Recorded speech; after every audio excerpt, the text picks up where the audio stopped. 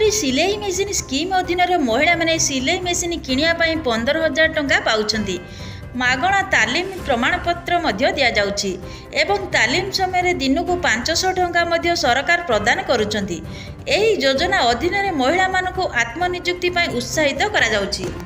जदि आपण एही स्कीम अधीन आवेदन करने को चाहूँगी एवं एही योजना लाभ उठाइबा चाहूँगी तेबे आसंतु जानिबा संपूर्ण अपडेट खबरटी को जानवा हेले भिडियोटी को शेष पर्यंत देखंतु। आम चैनल सह जोड़ी रही हेले चैनल को सब्सक्राइब करी पाखरे थिबा घंटी चिन्ह को दबाई दियंतु, जहा फल एही भली लेटेस्ट अपडेट आपण माने सर्वप्रथमे पाई परिबे।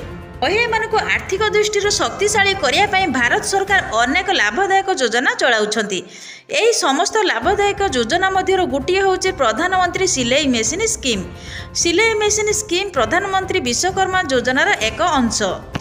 यह योजना अधीन नुआ सिलाई मेसीन किनिबा पोशाक सिलाई सहित जड़ित कारीगर को सरकार आर्थिक सहायता प्रदान करुछंती। एही योजनार मूल उद्देश्य होछि देशर महिला मानक आत्मनिर्भरशील करने सहित आर्थिक दृष्टि सेमानकु सशक्त करबा। एही योजना माध्यम सिलाई मेसीन किनिबा सहित मागणा तालीम और तालीम प्रमाणपत्र पई सरकार 15,000 टंका आर्थिक सहायता प्रदान करुछंती। तालीम समाप्त हेबा परे जदि महिला माने सिलाई सह जड़ित निजर व्यवसाय आरंभ करने को चाहूँगी तेबे एही योजना अधीन सेमानकु सरकार ठारे 2 ରୁ 3 लाख टंका पर्यंत सहजरे ऋण नहीं पारिबे। प्रधानमंत्री सिलाई मेसीन योजना अधीन महिला माने सिलाई मेसीन किनिया पई 15,000 टंका आर्थिक सहायता पाइबे। एही योजना अधीन मागणा तालीम एवं तालीम प्रमाणपत्र मध्य दियाजिबो। तालीम समय एही योजना अधीन प्रतिदिन 500 टंका दियाजिबो।